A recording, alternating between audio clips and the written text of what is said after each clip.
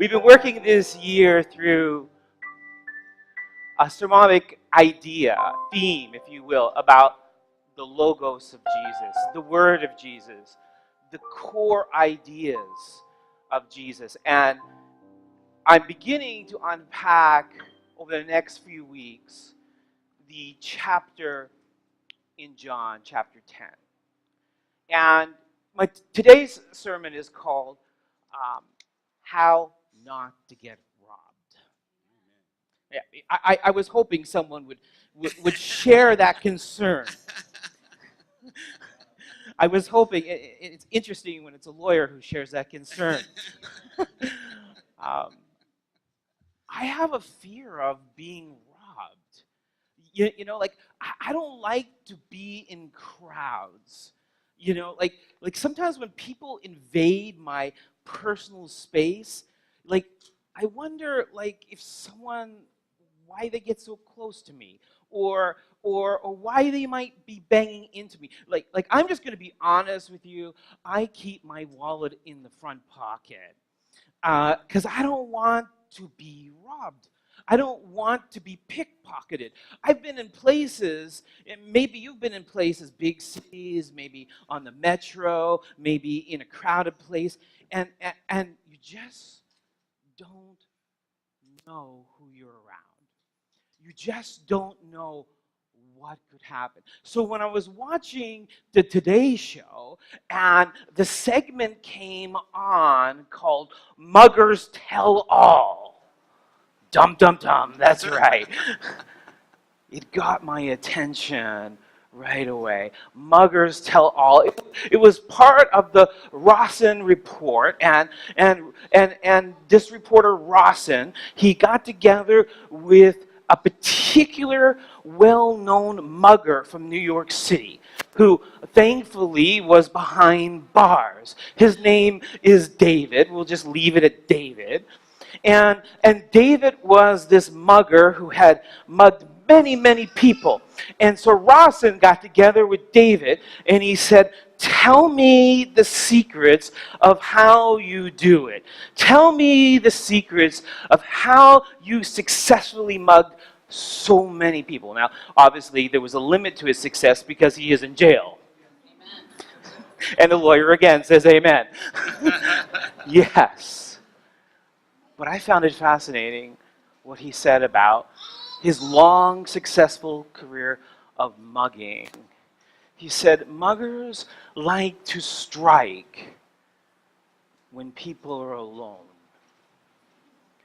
Which really messed me up because I'm always worried about the crowd, right? I'm always worried about when there's too many people around me, that's when someone might be able to press up and reach in and sort of take something from me. But David the mugger told Rawson the reporter that muggers like it better when you're alone. He said, in fact, that they hate crowds. So I kind of then began to think maybe I just have a psychological problem because it was no longer based in reality. Okay, so muggers like to strike when you're alone. They absolutely hate crowds. And the third thing he said to me really troubled me. He said, the mugger's favorite place to mug, where do you think it is? An ATM? How about the back alley, right? That's when it always happens on Law and Order, right? It's always down a dark alley, where? Parking lot? He says muggers like to mug you when you're close to home. He said if he had his preference, he would rather mug you in your own driveway. When you're either getting in the car or out of the car. He said, because people feel so safe when they're at home. People feel so safe. They're off their guard when they're alone, when they're not in a crowd, and when they're in a familiar place. And he says, he walk right up to you in your driveway, maybe ask you a question as you're getting in or out of your car. And then he said, by the time I'm close enough to touch you, it's too late. You're mugged. Now, that alleviated my fear of crowds, but I think it might have produced some different psychological trauma that I'm going to need some treatment for. So they like it when you're alone. They don't like crowds. Their favorite place to mug you is as close to your home, as close to your place of security as they can. And if they can get close enough to touch you, you're mugged. Now, Jesus actually says a significant amount of things about being robbed or thieves in general, or how to prevent being a thief or being a victim of a thief. And I don't have time to go into all of them, but just a few of them. He says, the best thing you can do is put your treasure in heaven. Where's the amen?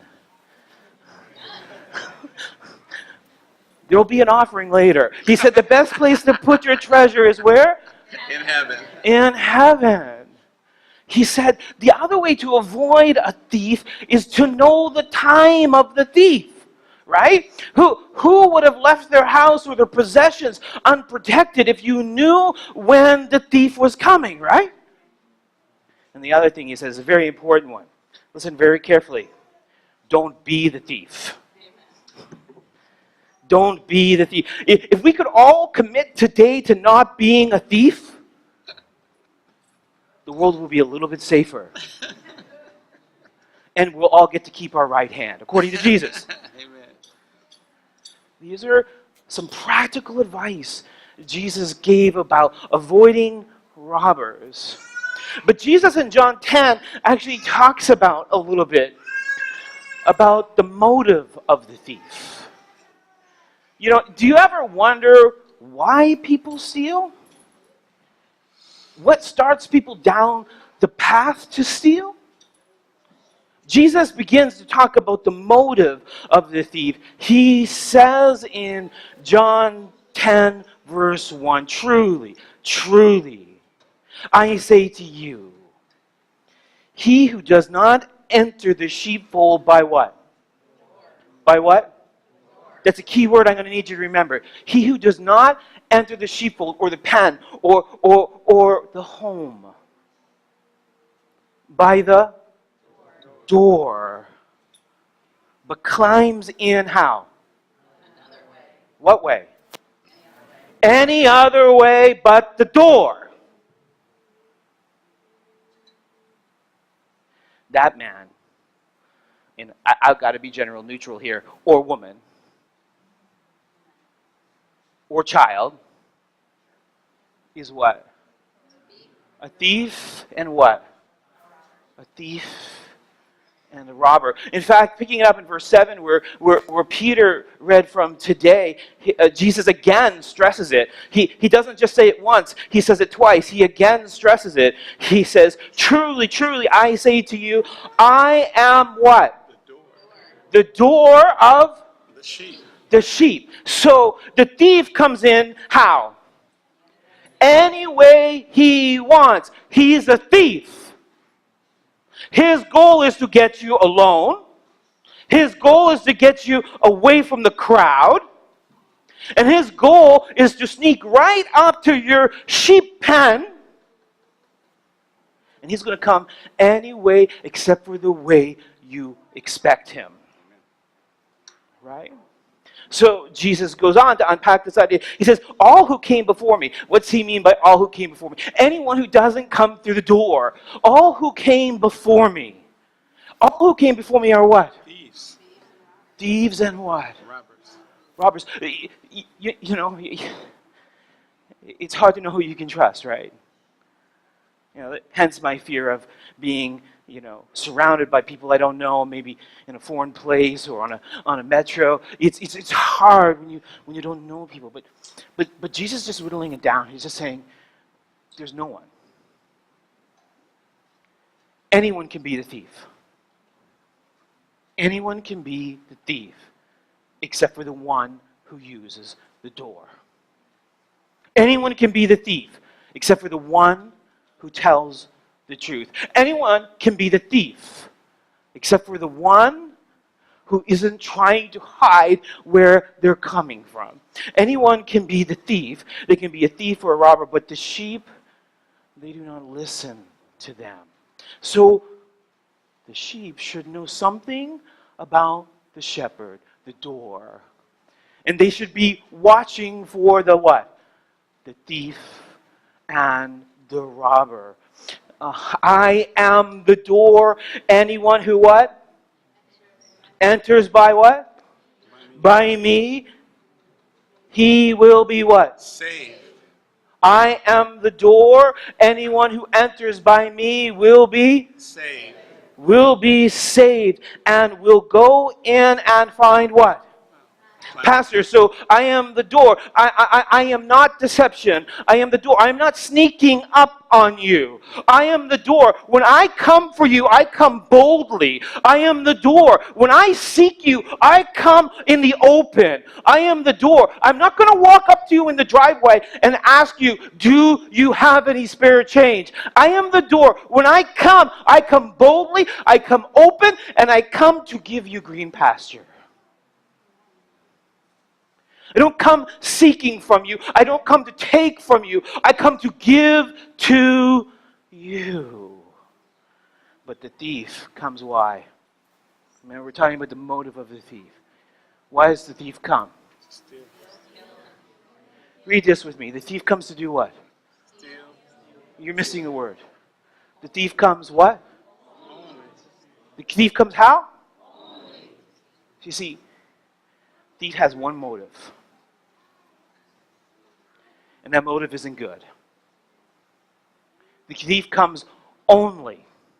Say that with me. The thief comes Only. only. The thief comes how?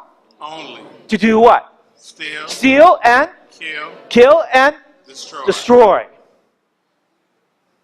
When the thief approaches you, he doesn't approach you in the open. When the thief approaches you, he doesn't say, behold, I am the door. When the thief approaches you, he doesn't come through your door. He doesn't knock on your door. He comes any way he can. But he comes with only one motive. And that motive has a threefold modus operandi.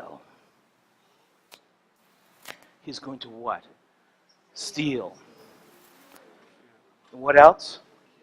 Kill and destroy. It's an interesting order, isn't it? It's an interesting order. I mean, what's the sense of destroying something you've already killed? Have you thought about that? Well, you can understand stealing first, right? Right. But then again, sometimes, these Law and Order shows, Marvin, Right. They kill so they can steal easier, right? Not the other way around. You hear about these kids losing their shoes that way, right? Right. He kills. He steals, he kills, and then he destroys. And there's a reason for that. And the reason is there's worse things than dying. There's worse things than losing your belongings. To destroy. Like, let's take this into the spiritual world. Will you come with me into the spiritual world? Like I can die.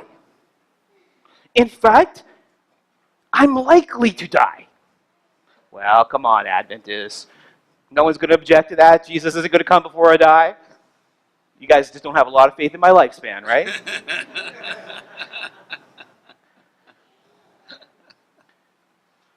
But I could die and not be destroyed. Or I could die and be destroyed. Amen. In a spiritual realm, those things are not the same, are they? Nope. We believe in a resurrection that supersedes death, right? There is a resurrection that is onto what? Life. And a resurrection that is onto what? Death or condemnation or destruction. When the thief comes for you, He's coming with only, do you see the word only? He's coming with only one motive, and he's going to operate that motive 3 ways. What are those 3 ways? Steal. What? Kill. And what? Destroy. If you let the thief in, it's not enough for him to take your belongings. If you let the thief in, it's not enough for him to kill you. If you let the thief in, his goal is your ultimate, complete, finality, destruction. He doesn't just want to take the peace, security, faith, and love that you have. He wants to kill you. And he doesn't want to just kill you. He wants to make sure you're destroyed. But Jesus, Good Shepherd, is different. He's the door. Anyone else but the shepherd is the thief. Or could be the thief. But Jesus is the Good Shepherd. But the thief, he's looking all the time. The thief, I'm paranoid about the crowd or the metro, or, oh man, when I was in some foreign countries, and there were dense populations and people were touching me every place. It was uncomfortable for a lot of reasons, but I actually took my wallet and I put this giant safety pin through it. Now you're all thinking, we're worried about his mental stability, not his physical health. I put this giant safety pin through it and put it into the inside lining of my pocket. I was serious, that's right. I knew there were thieves.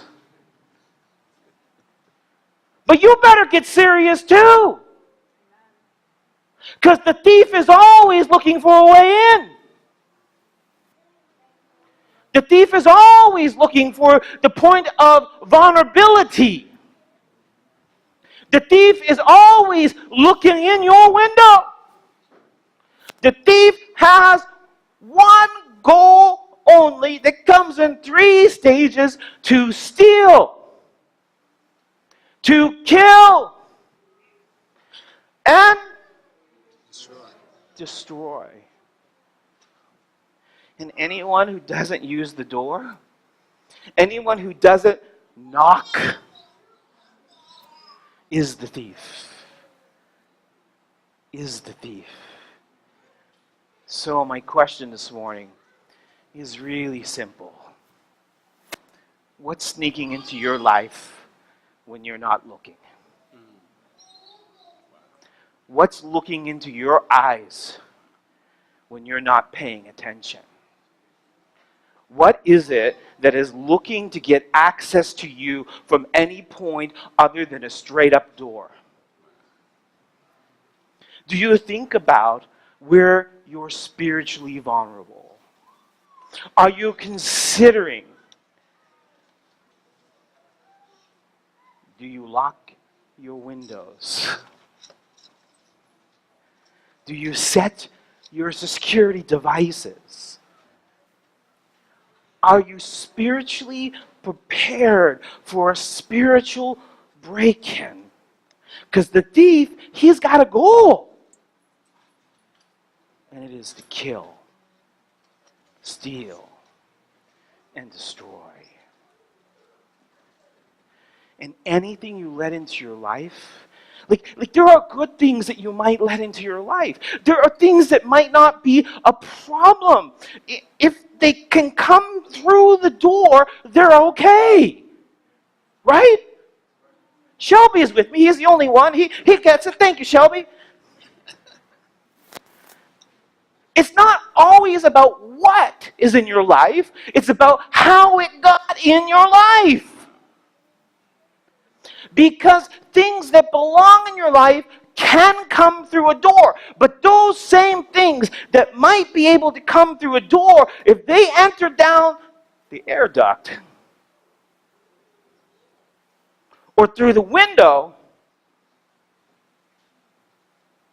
or hiding in the driveway, those same things that didn't come through the door suddenly are a problem.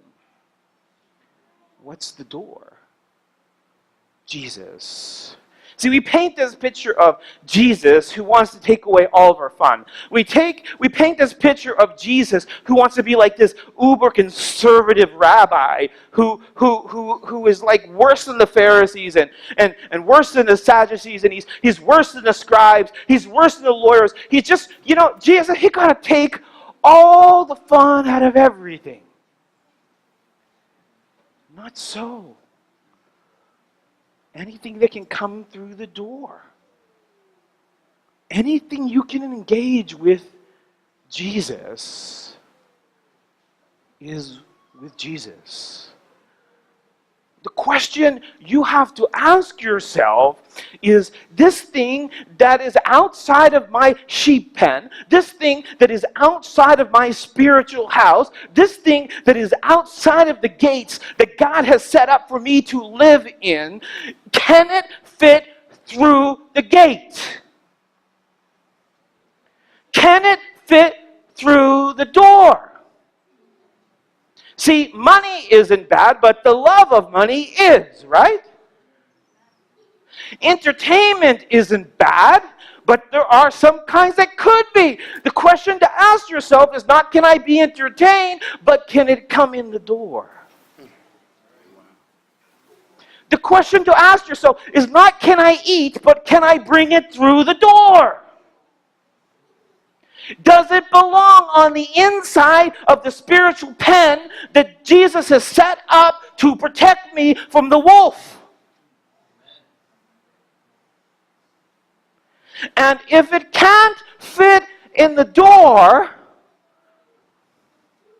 then it is of the thief.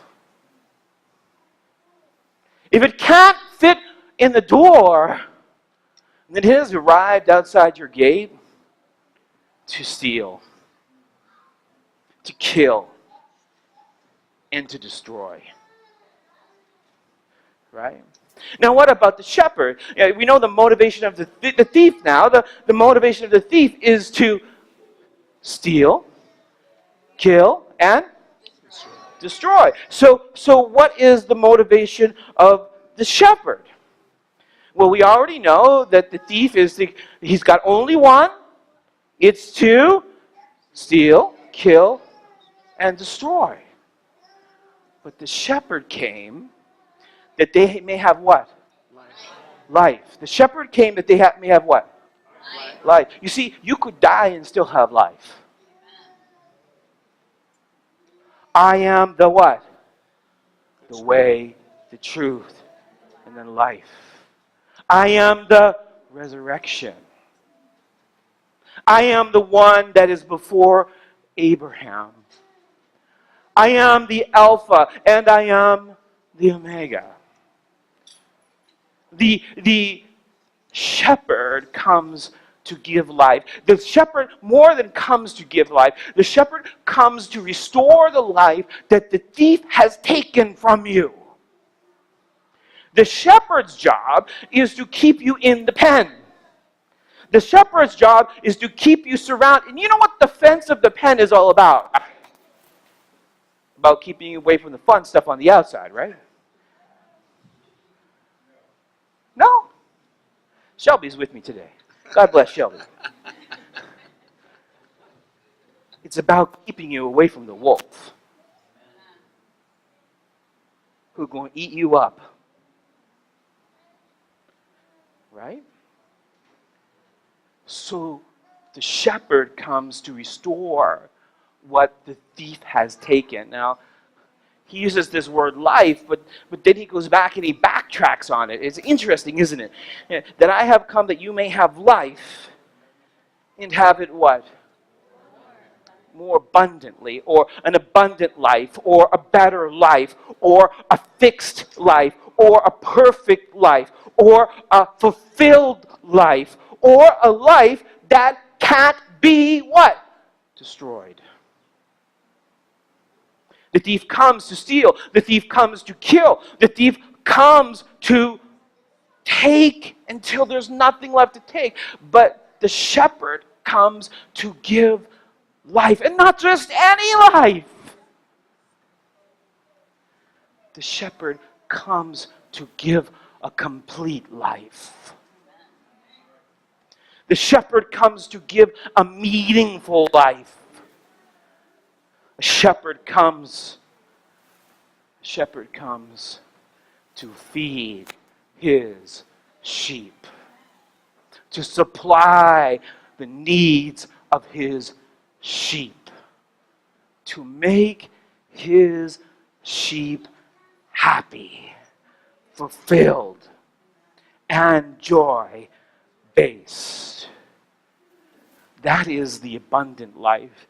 And what is the abundant life? The abundant life is anything you can bring in the door with Jesus. You know, some people, they ask me at baptism time, so Pastor, give me a list of things that are in and give me a list of things that are out. I actually had a lady once, and she just wanted to know. She was just like, is this in or is this out? Can I do this? And what about that? Now, there are some things you can put on the list, right? They're pretty clear. But there are other things, I don't know. You got to ask the guy who's holding the door. Amen. Like, I don't know. Is Disney movies in or out? I guess it depends what one I'm watching. Well, surely Pixar and rated G's in, right? Amen. Well, maybe. But you better ask the doorman. But Pastor, so-and-so eats this, so can I eat that? I don't know. What's the doorman telling you? You know, I know Adventists that, you know, they're not just dancing, Marvin, at church. Where's Olu? They're not just dancing when no one's watching. That was your story, right? So, Pastor, tell me, is dancing in or is dancing out? Ask the doorman and not the one at the club. Because the club's out.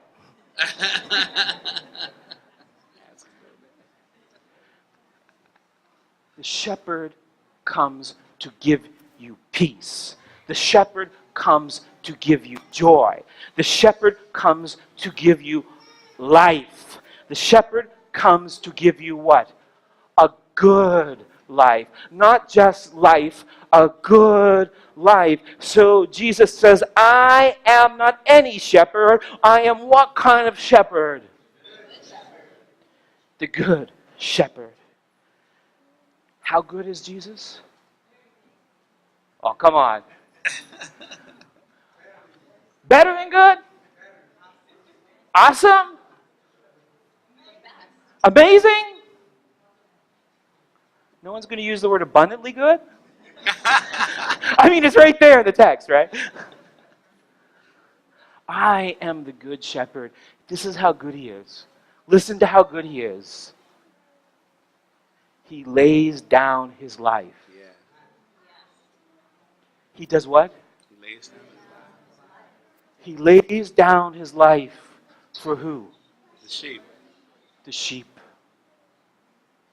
He would rather you be happy than he be alive. He'd rather you live than be alive. He'd rather your life be restored than to try to keep his going. He is the good shepherd. And he is good. Now, Leo is going to be the guy in my story that I'm going to tell here in a minute. But Leo let the hired hand get a hold of him. And I haven't talked about the hired hand, but most organized crime doesn't happen in a vacuum, does it? There's usually a network of criminals who worked. Leo is going to fall victim to the network of criminals. But watch what Jesus says. He who is what? A hired hand is not what? Is not a shepherd. Who does not own the sheep. He sees the wolf what? Coming, and he does what? Leaves the sheep. He runs away. He flees. And the wolf does what? Snatches them up and does what? Scatters them. He flees because he's just a part of the thief's network. He's the inside guy for the thief. He is the spy inside the pen for the thief. He's the organized criminal staking out your spiritual house. He flees because he's a hired hand and he cares nothing for what? But Jesus is what kind of shepherd? The good shepherd. I know my what? My own. And my own know what? Me. Leo knew Jesus. Leo knew Jesus. And Jesus knew Leo. Unfortunately, Leo also knew the hired hand. Leo also knew the inside guy. Leo, sorry Marvin, was the worship leader at his church. Not implying a thing, Marvin. Not implying a thing. I texted you to warn you, by the way. Yes, you did. Leo was the worship leader at his church. And he listened to the hired hand. And you know what the hired hand said to him? Leo, you're leading worship every week. You never get a break. And, you know, if the timing is a little bit off, you know, someone's going to complain. They're going to tell you your music's too loud. We never hear that around here, do we, Marvin? No, we see it. You know, they're going to say, Leo, you know, they keep saying, we want more hymns, Leo. You know, Leo, you're just like me. You're just hired around here. You don't really belong. You know, why are you putting in all that effort, Leo? And so Leo, you know, Leo started to think, well, maybe I need a day off. Leo started to think, maybe I do need to take some time to myself. Leo began to schedule guest musicians. Leo began to have other people cover his position. Now, it wasn't so that Leo could sit down and listen to a sermon. You see, because if I knew Pastor Randy was coming, I would have rather him preach and I could sit and listen to a sermon. Actually, I did know he was coming. I wouldn't do that to him. But I'm sure he knows that sometimes we just like to sit and listen to a sermon, right? Amen. But Leo didn't want to sit and listen to the sermon. He wanted to go to a party with the hired hand. He wanted to go have a good time with the outside help. He bought into the narrative that he works too hard for people who don't care about him. You see, Leo began to not act like the good shepherd who lays down his what?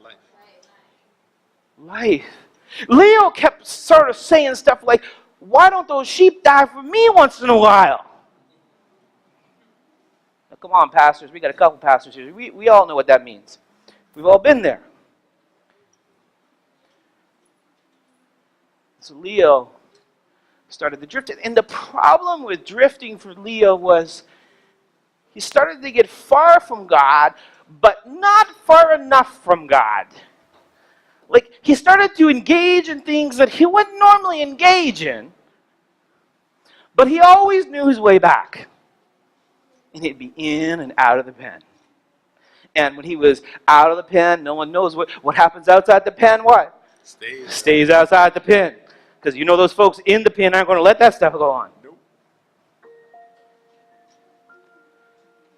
He's like, I can quit whatever I'm doing anytime.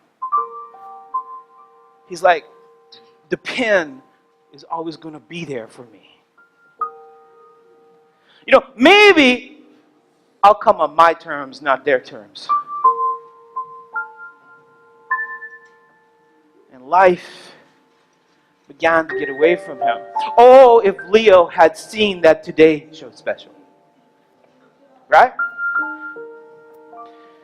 If Leo knew that the thief likes to get you away from those inside the pen. If Leo only knew that the preferred place to mug you is not the crowd, but when you feel secure and close to your home. Not quite living in the ways of the door, but I know where the door is. And I know the door always opens when I come for it. And that's the problem. Jesus only comes for you one way. Behold, I stand where? At the door. At the door, and I do what? Knock. I knock. Do you think about what he's saying in Revelation 3? Behold, I stand where? At the door. This is the same John writing this down who wrote down John 10. This is the same Jesus that John heard in John 10, now speaking to John on the island of Patmos through the Spirit. Behold, I stand where? At the door. And I what? Knock. Because he's not the thief. He's not sneaking into your life. He's making himself boldly announced in the open where he is. But the thief, how's the thief come in? Any way it can, but At the door. the door. And here's the thing about the thief. The thing about the thief is if it can touch you, if it can get close enough to put its hands on you, it could be too late. We can't play around on the porch. We can't play around at the steps of the church.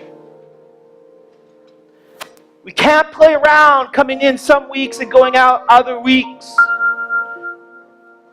We can't be finishing that last cigarette, that last website. We can't be finishing that last gripe, because that's some people's favorite sin. We can't be finishing that last anything that doesn't go in the door when you come in. Because the thief means business. He comes to do what? Steal. What else?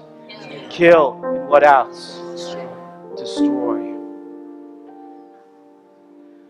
But Jesus comes to give you not just life. He comes to give you the best life. And believe it or not, the best life is in the pen. The best life is behind the gates and the fence of security. The best life is behind the hedges of the Torah and the hedges of the law and the hedges of the instruction of God. The best life is the life where the thief can't kill you, where the thief can't take what you have, because it's already laid up in where? Heaven. Got to put that in, the offering's coming. The best life is with Jesus.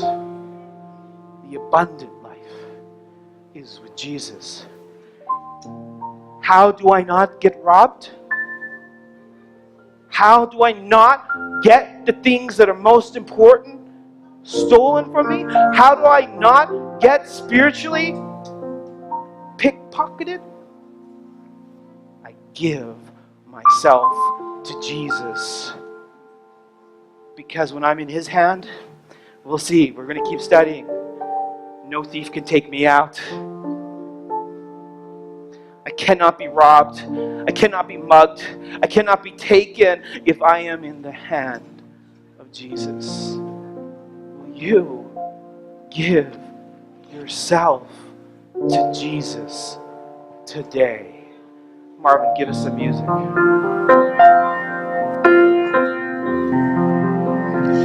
I give myself away. I give myself away so you can use me. I give myself away.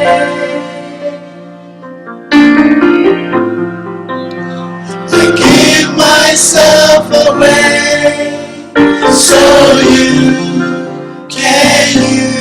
Here I am, here I am, here I stand.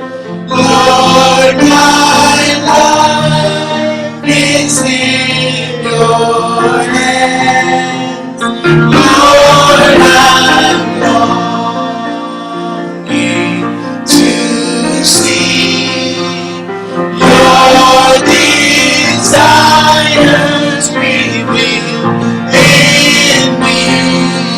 I give myself away.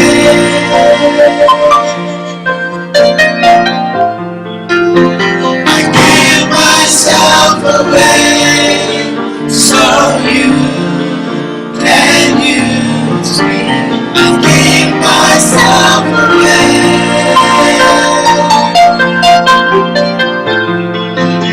I give myself away so you can take my heart, take my heart, take my life, take my life as a living sacrifice. All my plans, Lord, I place them in your hands. I give myself away.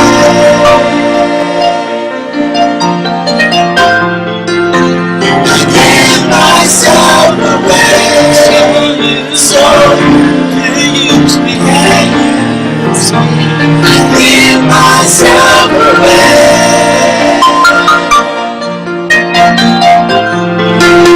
I give myself away so you can use me.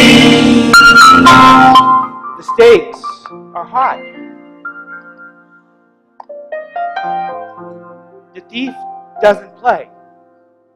The thief has inside hirelings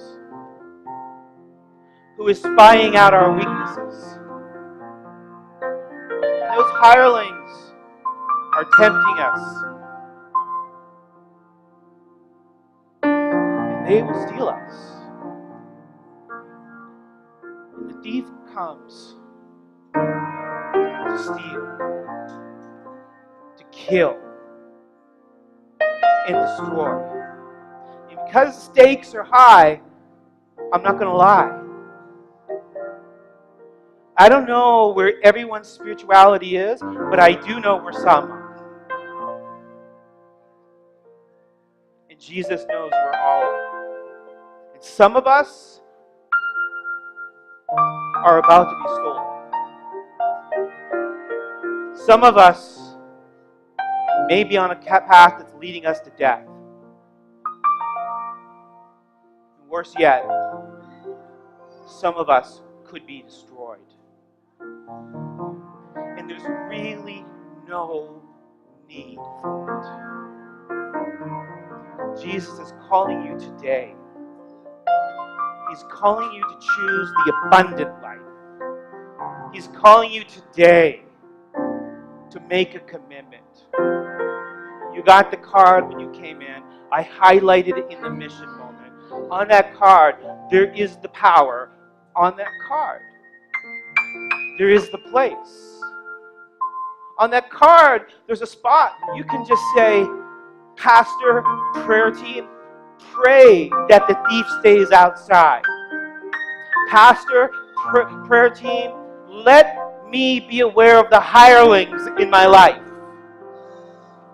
Pastor, prayer team, put me in that hand of Jesus where I cannot be snatched out by the thief. And for some of you, there's a place on that card, and it just says, I want to follow Jesus. Because some of you, some of us, need to make that decision. Maybe for the first time, and maybe for the 100th time. There's a place on that card for baptism. And I have been calling, and I have been calling, and I've been calling for baptism because the Spirit has put on my heart that some need to make that decision now. Some need to secure that relationship now. Some need to not wait to be carried away by the hireling and devoured by the wolf. 2 more weeks, we're going to study more. For 2 more weeks, we're going to keep diving into the Good Shepherd. We're going to keep looking at the hand that cannot be stolen. We're going to keep looking at what it means to follow this man, Jesus. But today, maybe it's your time to make a decision. Don't let the thief in the window. Behold, Jesus knocks at the door. Let him in to sup with you now. Marvin, give us a little bit more, just a little bit more for people. Get that card out. My life is not my own. To you I belong. I give myself to you. Oh, my life is not my own. To you I belong. I give myself to you. I give myself away.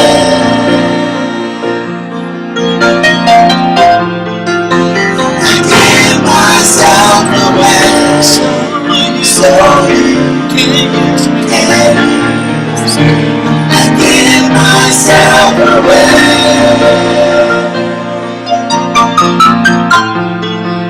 I give myself away. So you can use me. I give myself away.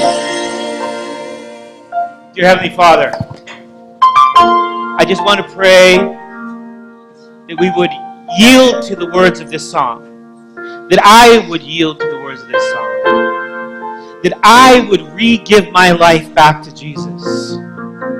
That we all would recommit to Jesus. That we all would not let the hireling in, but only accept the one that knocks at the door. That we will not let our faith be stolen, our lives be killed, and our faith be destroyed because we give ourselves into the hand of the mighty God for which we cannot be snatched. In Jesus' name, amen.